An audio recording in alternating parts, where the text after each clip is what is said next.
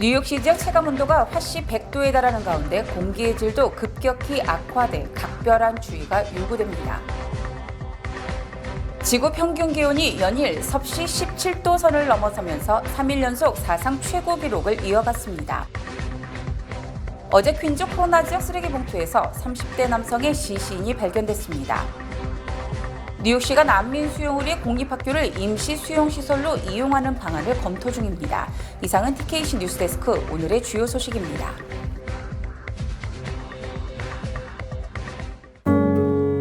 아름다운 제품에서부터 아름다운 사회를 만들기까지 키스는 뉴욕에서 시작하여 현재는 전 세계 12,000명의 직원들과 함께 끊임없이 도전하는 기업입니다.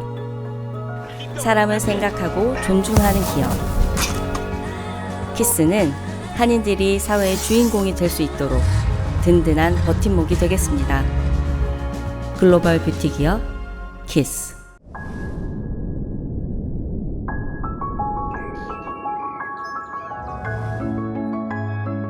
특급 호텔에 사는 것과 같은 특별한 라이프 서비스. 365일 24시간 언제나 가까운 메디컬 서비스. 운동과 휴식, 그리고 열린 소통의 공간. VL 루이스트로 당신을 초대합니다. 문의 전화 1811-9996. 시청자 여러분 안녕하십니까? 7월 6일 목요일 TKC 뉴스데스크 첫 소식입니다. 어제와 오늘 뉴욕시 지역 체감온도가 화씨 100도에 달하는 폭염이 엄습한 가운데 공기의 질도 급격히 악화돼 각별한 주의가 요구됩니다. 기상대는 뉴욕시 지역은 어제 기온이 화씨 90도를 넘었고 맨하탄 지역 체감온도는 100도를 넘은 데 이어서 오늘 최고 기온도 화씨 89도에 체감온도는 100도에 달했다고 밝혔습니다. 특히 허드슨강 등 뉴욕시를 둘러싼 해변의 습기가 강해지면서 불쾌감이 더욱 상승하고 밤에도 기온이 떨어지지 않는 열대야 현상까지 빚어지고 있습니다. 또 공기질 지수는 어제 200을 넘어서면서 모든 사람에게 건강하지 않은 상태가 됐고 아침에는 공기질 지수가 100을 약간 넘는 정도로 일부 사람들에게 건강하지 않은 상태로 조사됐습니다. 이에 따라 어젯밤 늦게까지 뉴욕 시내 상당수 지역에 공기질 경보가 발령됐고 오늘 낮 다시 공기질 지수가 치솟으면서 호흡기 장애를 호소하는 노인이나 어린이가 늘고 있습니다. 기상대는 내일은 최고 기온이 85도로 조금 내려갔다가 다시 토요일 87도로 치솟는 등 토요일까지는 폭염과 공기질 악화가 계속되고 일요일 이후 다소 개선될 것이라고 예보했습니다. 또 다음 주 화요일부터는 한국의 장마와 비슷한 소나기가 내리는 날씨가 계속되는 가운데 다시 기온은 80대 후반으로 치솟으면서 높은 습도 속에 찜통더위가 기승을 부릴 것으로 전망됩니다. 지구 평균 기온이 연일 섭씨 17도 선을 넘어서면서 3일 연속 사상 최고 기록을 이어갔습니다. 오늘 AP통신 등에 따르면 메인 대학교의 기후 리애널라이저가 위성 자료를 토대로 집계한 지난 5일 세계 평균 기온은 17.18도로 역대 최고 온도를 기록한 전날과 같은 수치를 유지했습니다. 기후 리애널라이저가 제공하는 일간 통계는 정부가 발표하는 공식 정부 통계는 아니지만 지구온난화와 관련해 어떤 현상이 벌어지고 있는지 알아볼 수 있는 유용한 정보를 제공한다고 이 서비스 개발자인 메인대 기후과학자 션 버클 교수는 말했습니다. 전문가들은 엘니뇨 현상이 한창이란 점을 고려할 때 최고 기록이 조만간 다시 깨질 수 있다고 내다봤습니다. 이미 지구 곳곳에선 폭염이 나타나고 있습니다. 이번 주 카나다 퀘벡과 페루는 사상 최고 기온 기록을 경신했습니다. 중국 일부 지역에서는 화씨 95도가 넘는 더위가 이어지고 있고 미 남부에서도 지난 몇 주간 무더운 날씨가 지속됐습니다. 북아프리카 일부 지역의 경우 기온이 화씨 122도를 넘어섰으며 남극 대륙에서마저 이상 고온 현상이 관측됐습니다. 어제 퀸즈 코로나 지역 쓰레기 봉투에서 30대 남성의 시신이 발견돼 경찰이 용의자 조사에 나섰습니다. 뉴욕시경은 어제 오후 2시경 퀸즈 노스코로나 지역 32-41 104가에서 살해된 남성의 시신이 쓰레기 봉투에 담긴 채 발견됐다고 밝혔습니다. 경찰은 한 행인이 담요로 덮인 흰색 가방에서 피가 새는 것을 발견하고 이를 신고했다고 설명했습니다. 숨진 남성의 등에서는 구멍이 난 상처가 발견돼 경찰은 이를 살인사건으로 보고 수사에 착수했습니다. 범인은 아직 정확하게 밝혀지지 않았으나 뉴욕시경은 사건 현장 인근에서 총과 칼을 들고 서성이던 30대 남성을 조사하고 있다고 전했습니다. 뉴욕시가 넘쳐나는 난민 수용을 위해 올 여름방학 중 공립학교를 임시 수용시설로 이용하는 방안을 검토 중인 것으로 알려져 학부모 등의 거센 반발이 예상됩니다. 에릭 아담스 뉴욕시장이 올여름 공립학교 방학 기간 중 빈 공립학교를 난민들을 수용하는 임시시설로 활용하는 방안을 검토 중이라고 뉴욕포스트가 오늘 보도했습니다. 뉴욕포스트는 뉴욕시장실과 뉴욕시 긴급재난관리국의 문서를 입수했다며 스테이튼 아일랜드의 뉴드랍 하이스쿨, 코니아일랜드의 마크 트윈 미들스쿨, 퀸즈 포레스트 힐의 러셀 세이지 미들스쿨 등이 난민 임시 수용시설로 검토되고 있다고 주장했습니다. 또 뉴욕시 전체적으로 약 20개에서 30개의 학교가 임시 수용시설로 검토 중이며 최종적으로 몇 개 학교가 선정될지는 알려지지 않았습니다. 이에 대해 마크 트윈 미들스쿨을 지역구로 하는 아리 캐건 시의원, 비토 포셀라 스테이튼 아일랜드 보로장 등이 절대로 이들 학교를 난민 수용시설로 내놓을 수 없다며 즉각 반대 입장을 밝혔으며 학부모들의 시위 등이 예상됩니다. 뉴욕시는 이에 앞서 올해 초 공립학교 체육관을 난민 수용시설로 이용하려다 학부모 등의 거센 반발에 직면해 이를 취소하기도 했었습니다. 뉴욕시의원 19선거구 민주당 예비선거에 도전한 한인 크리스토퍼 배 후보가 123표 차로 아쉽게 석패했습니다. 5일 뉴욕시 선거관리위원회가 발표한 순위 선택 투표 개표 결과에 따르면 토니 아벨라 후보는 2,865표로 51.1%를 확보했지만 배 후보는 2,742표로 48.9%를 얻었습니다. 아벨라 후보는 배 후보보다 123표 더 얻으면서 19선거구 민주당 후보가 됐습니다. 배 후보는 오늘의 결과는 우리가 기대했던 것은 아니지만 19선거구의 모든 유권자에게 감사를 표하고 싶다며 앞으로 더 안전하고 강한 퀸즈를 만들기 위해 계속 싸울 것을 약속한다고 전했습니다. 예비선거에서 당선된 토니 아벨라 후보는 현직 비키 팔라디노 공화당 후보와 11월 본선거에서 맞붙게 됩니다. 메트로폴리탄 교통공사가 교통 혼잡료를 대중교통 업그레이드에 적극적으로 활용하겠다는 입장을 밝혔습니다. 지난 5일 MTA가 홈페이지에 공개한 뉴욕시 교통 혼잡료가 필요한 이유에 따르면 MTA는 교통 혼잡료 도입의 중요성으로 공기질 개선, 교통 혼잡 감소뿐만 아니라 전철, 버스, 통근열차를 개선하고 현대화하기 위한 안정적인 자금원 확보를 꼽았습니다. 2019년 앤드류 쿠모 전 뉴욕주지사 재임 당시 제안, 통과가 된 교통 혼잡료 관련법에서는 MTA가 교통 혼잡료를 시행하면 지역 통행량을 10% 줄이고 매년 교통 혼잡료 수입으로 최소 10억 달러를 벌어들이게 됩니다. 이렇게 벌어들인 10억 달러는 대중교통시설 개선에 투입해 저소득층의 도심 접근성을 높인다는 게 MTA의 설명입니다. 우선 MTA가 시급하게 자금을 투입할 대중교통 프로젝트는 맨하탄 이스트 할렘을 지나는 이에비뉴 전철 Q 노선 연장입니다. 해당 노선은 자금 문제로 약 100년간 완공되지 못했는데 MTA는 확정 공사 비용 약 77억 달러의 교통 혼잡료가 보탬이 될 것으로 기대하고 있습니다. 이와 함께 MTA는 이스트 할렘 내 전철역을 3개를 추가하고 선로 공사를 통해 메트로노스 열차가 펜스테이션역으로 도착할 수 있도록 할 계획입니다. 70개 전철역과 12개의 롱아일랜드 레일로드역의 경사 진입로와 엘리베이터를 추가, 접근성을 높이는 작업도 예정돼 있으며 MTA는 전철 신호 체계를 업그레이드해 전철 열차 간의 배차 간격을 줄이겠다는 목표도 내세웠습니다. 한편 교통 혼잡료에 반대하는 정치인들은 혼잡료 수입이 MTA의 기존 운영 적자를 메우는 데만 사용될 뿐 실제로 교통 혼잡료를 내는 뉴욕시 외곽 통근자들이 누리는 혜택은 없다고 지적했습니다.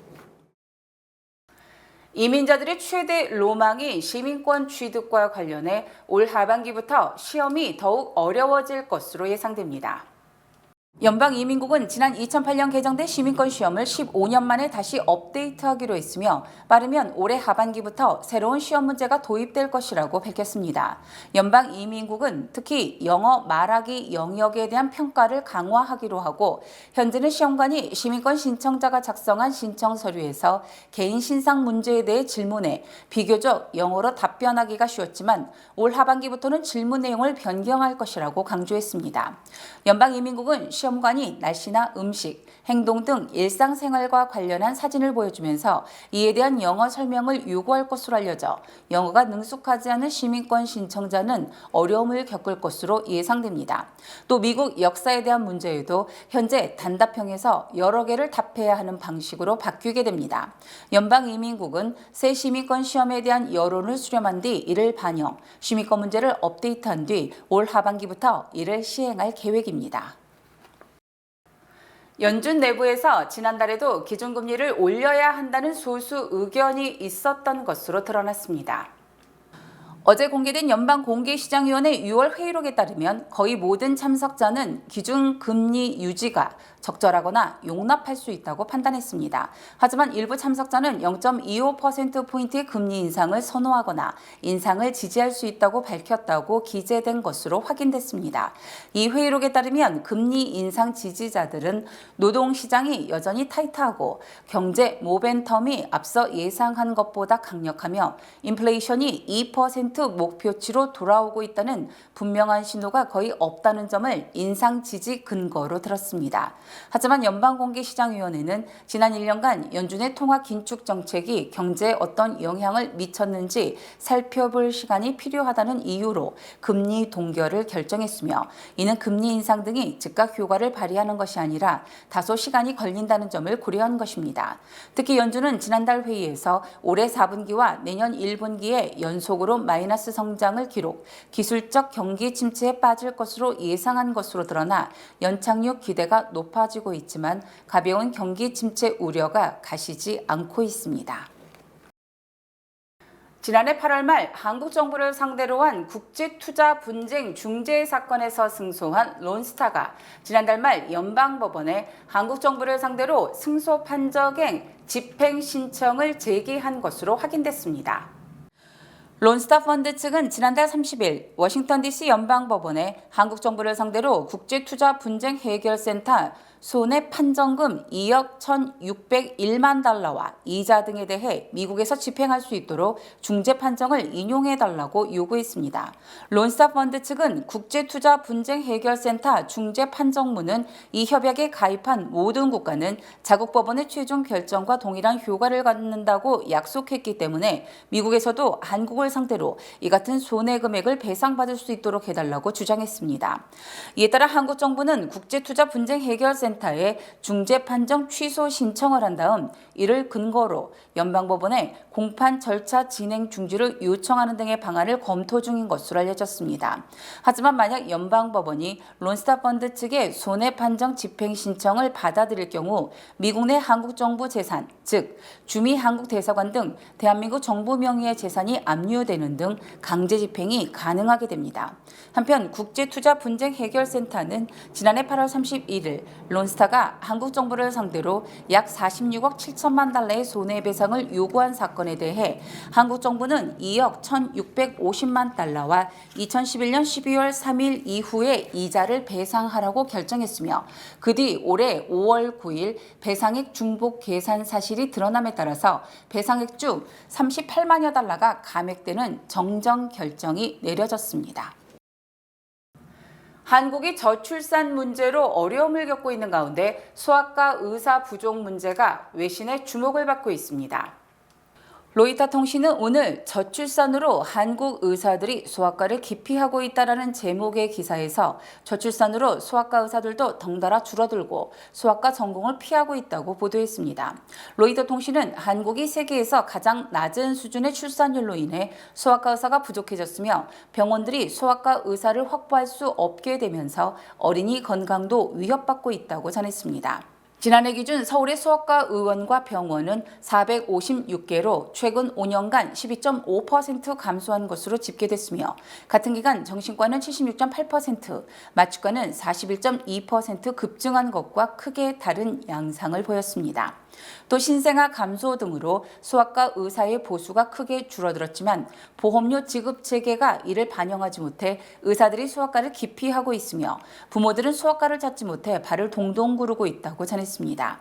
이에 앞서 CNN도 어제 한국이 저출산과 고령화로 어린이집 등은 줄어드는 반면 요양병원 등 노인시설은 급증하고 있다고 보도했습니다. 차량용 반도체 부품난 해소 등에 힘입어 미국을 대표하는 자동차 회사인 제너럴 모터스의 2분기 판매량이 20% 가까이 큰 폭으로 늘어났습니다. 제너럴 모터스는 2분기 미국에서 69만 1978대를 판매했으며 이는 지난해 같은 기간보다 19% 증가한 것입니다. 또 상반기 6개월 판매량도 129만 5186대로 지난해 상반기보다 18% 급증하는 등 두 자릿수 증가세를 기록하며 일본의 토요타를 제치고 시장 1위를 지켰습니다. 토요타는 2분기 판매량이 약 57만 대로 지난해 같은 기간보다 7.1% 증가, 제너럴 모터스 증가율의 절반에도 못 미쳤으나 지난 6월 판매량은 1년 전보다 14.9% 증가했습니다. 또 토요타의 상반기 판매량은 103만 8천여 대에 그쳐 제너럴 모터스보다 약 26만 대 적었습니다. 이외에도 현대차도 14% 증가하는 등 차량용 반도체 공급망 문제가 해결된 데다 미국 소비자들의 신차 수요 폭증에 따라 주요 자동차 회사의 판매량이 일제히 증가했습니다. 재정 정보 사이트 윌렛 허브 조사에서 지난달 소비자들의 재정 전망이 크게 개선된 것으로 나타났습니다. 윌렛 허브가 발표한 이른바 윌렛 허브 경제지수는 지난달 2.91로 1년 전인 지난해 6월 2.46보다 18%나 상승한 것으로 집계됐습니다. 또 이는 전달인 지난 5월 2.82보다도 상승한 것으로 지속적으로 나아지고 있습니다. 윌렛 지수는 소비자들의 재정 상황, 구매 계획, 고용 기회 등 10가지 지표를 조사해 산정하는 것으로 재정 상황에 대해 소비자들은 지난해보다 11% 정도 호전됐다고 평가했고 한 달 전과 비교해서도 더 높게 평가했습니다. 반면 경제적 문제에 따른 스트레스 정도는 약 11%나 하락하는 등 경제 사정이 좋아진 것으로 드러났습니다. 또 6개월 내에 재정 상황이 좋아질 것이라는 긍정적 답변이 12.1% 늘었고 6개월 내 일자리를 가질 수 있다는 자신감도 2.5% 상승했습니다. 이처럼 경제 상황에 대한 낙관적인 인식이 늘면서 6개월 내에 주택을 구입할 가능성이 1년 전보다 6.5% 상승했고 자동차를 구매할 것이라는 답변도 8.7% 증가하는 등 구매 욕구도 매우 강한 것으로 나타났습니다. 뱅크 오브 호프가 뉴욕 뉴저지 진출 25주년 기념 개인 체킹 계좌 프로모션을 진행합니다. 개인 체킹 계좌를 개설할 가장 좋은 기회, 지금 가까운 지점을 방문하세요. 본 프로그램은 희망을 설계하는 전문가들의 은행, 뱅크 오브 호프 후원입니다. 주요 단신 전해드립니다. 대만 문제 등을 둘러싼 미중 갈등이 좀처럼 해소될 기미를 보이지 않고 있는 가운데 제넷 앨런 재무장관이 오늘부터 9일까지 중국을 방문, 리창 중국 국무원 총리 등 경제 분야 최고 책임자들을 만납니다. 지난 3일 새벽 3시쯤 로스앤젤레스 윌셔 블러바드 코리아타운의 한 주택에서 28세 한인 여성 이모 씨가 숨진 채 발견돼 경찰이 사인 수사에 나섰습니다. 어젯밤 9시 반쯤 뉴저지 뉴아강에 정박 중인 차량 운반 허물선에서 대형 화재가 발생해 소방관 2명이 숨지는 등 인명피해가 발생했으며 오늘 아침까지 불길이 잡히지 않고 있습니다. 지난 2014년 자신의 동료를 청부 살해하려 한 뉴저지주 뉴악의 정치 컨설턴트에게 징역 24년 실형이 선고됐습니다. 한국의 걸그룹 트와이스가 5일 락벨라 센터에서 열린 MBC 방송 투데이쇼에 출연해 공연하며 글로벌한 인기를 입증했습니다. 지난 2014년 뉴욕발 인천행 대한항공 여객기 불법 회항 사건을 초래했으며 동생인 조원태 회장과 경영권 다툼을 벌였다 패배한 조현아 전 부사장이 법원 승인을 받아 이름을 조승연으로 바꾼 것으로 확인됐습니다. 트럼프 전 대통령의 장남 트럼프 주니어가 오는 9일부터 11일까지 호주 시드니 등에서 강연회를 진행하려 했으나 호주 정부의 비자를 받지 못해 기존 강연회 일정이 취소되고 연기하기로 하는 등 체면을 구겼습니다. 영국 프로축구 미럴 FC의 구단주인 70세 미국 사업가 존 베데슨이 지난 4일 오전 8시 매사추세츠 케이프코드에서 차량 전복 사고로 목숨을 잃었습니다.